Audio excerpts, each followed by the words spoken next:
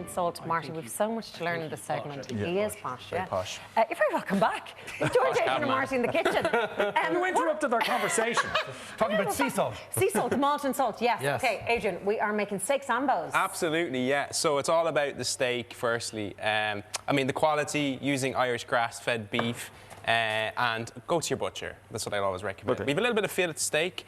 The key to this is taking this to room temperature before you cook. If you put a cold steak straight onto a hot pan, it kind of like shrivels up, loses a lot of the juice and becomes quite tough and rubbery. So that's kind of the key to it here. Marty, what? Your fancy salt, you were calling it earlier. What do you want now? Salt. So look, you're going to season like that. Oh, am I? Yeah, with your hands. With my hand? Yes. You can't use it after me now. Well, you can, yeah. It'll have to be disinfected. You've been sanitising, I'm sure. It's a hot pan, you know. This is. Can I ask a question about? Yeah, absolutely. This all over here, all the greenery. Yeah.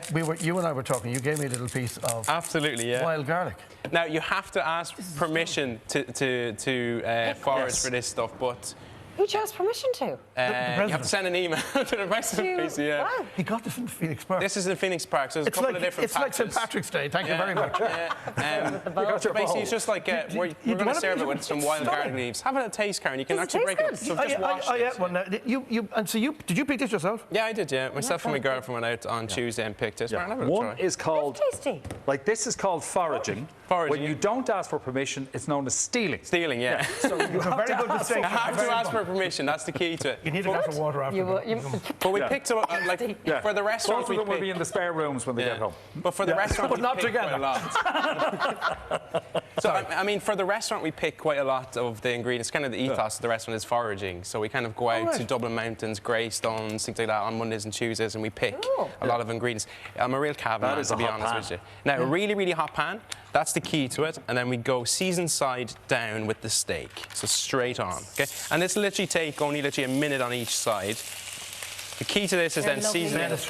Yeah, straight away you get the kind of colour on there. Now salt on the other side again, so season both sides, get a little bit of colour, and then we'll flip, and then do the same, and then straight into the oven as well. Okay. Salt and pepper. So you're just searing it off in the pan and then you're putting it in the oven? Yeah, absolutely. And would you do that if it was a strip loin or a sirloin, or is that particularly suited to a fillet? The same for all. Same for all. Ribeye is the same, strip loin's the same. We would always finish in the oven. If you're in a restaurant, you have about 20 steaks going at one time. Yeah. It's just easier just to throw them in. Yeah. It's a big order for one person. 20 steaks. Yeah. So you look at an enormous person.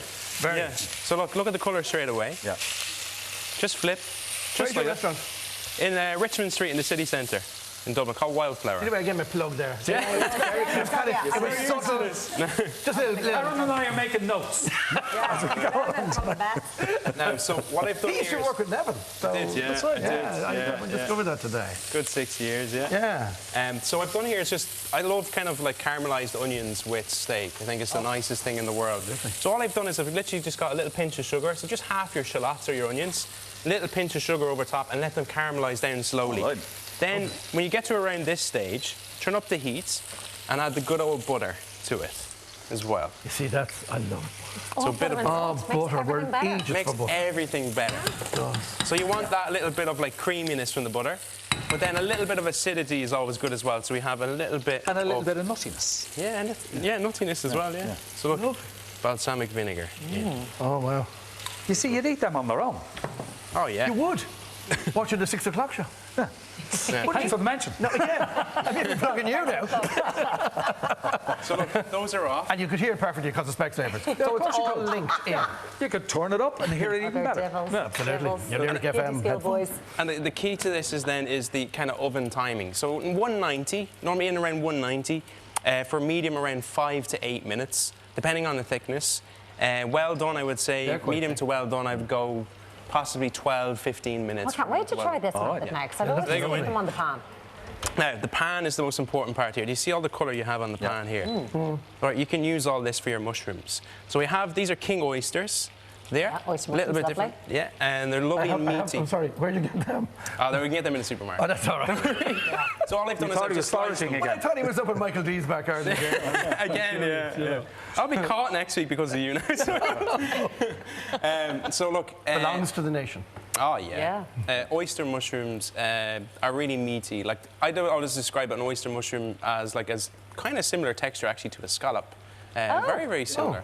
And then this other one then, which we have, so we forage some of this and we get some of this as well. This is called hen of the woods or maitake mushroom, which is, as it says, hen of the woods, texture-wise similar to like chicken as well. Yeah, mushrooms will be used as a meat substitute. So really, really good. It's just loads and loads of kind of nutrients. Like a peasant in here food, you mean? That sort of thing, yeah. All right. So look, up onto really high heats, a little bit of oil. And they're so easy to cook. They're not like the most difficult thing in the world to cook. A little bit of oil, a little pinch of salt again, and pepper. And that's actually it. Just let them cook away, do their thing there nicely as well. There's something in the paper today. Did you see that about mushrooms? They talk to each other. They You couldn't make this up, and I don't do any medication. So, but that's what they said. Apparently, they talk to each other. They've discovered this. They're communicating. Well, who do they ask? How do they know? That's just magic mushrooms to me. It seems. Or back to that. Okay. I've no idea. It's that they communicate. Some noises they That's not a make. mushroom you're cutting there, is No, it? so this is literally from our garden, actually. So at the back of the restaurant, and we've an acre in Cavan as well, we grow a lot of our own vegetables. So we have Jerusalem this is a Jerusalem artichoke.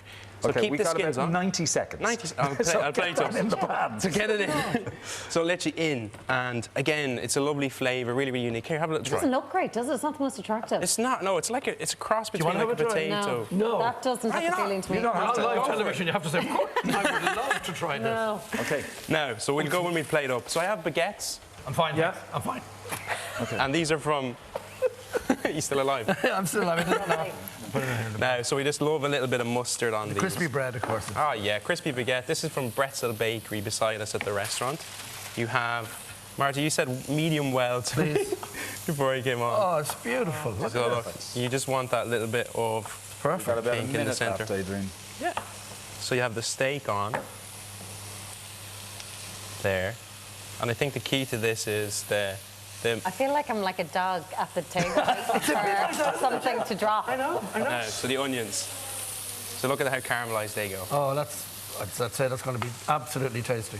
I feel a small glass of something going on here. Oh, it'd be lovely, wouldn't it? It It'd would go be rude nicely. not to have one with It would be, something like yeah, this. it would be. I do have a little bit of whiskey with me. Oh no. Oh no, a glass of So look, a little bit of whiskey. Malbec or something nice. Yeah, something like that. Yeah. There you go. Bread, maybe. And then the mushrooms. Then the mushrooms, I'd normally give them a little bit longer. But we take some of the small ones as well. Looks amazing. Gorgeous. And then the wild garlic from Michael Deegan's back garden. You know that Michael Dean And has I'll put just this say- on pause to take your picture on his phone. So we use the pine to make pine oil in the restaurant. Okay. We just use I'm While going to you're say doing my that- thank yous while Adrian finishes up. Thank you to all of our guests tonight. Of course, to Adrian and Marty. It's been an absolute pleasure to have you here. Thank you. Una Healy and Brian Dowling are here tomorrow evening from 6 o'clock. They'll be catching up with Mrs. Brown's boys star Isla O'Carroll, and singer Mary Byrne will be Yeah, here. me and Martin will see you on Monday. Now we're See you going to then. tuck into steak dinner. Have a great weekend. See you Monday.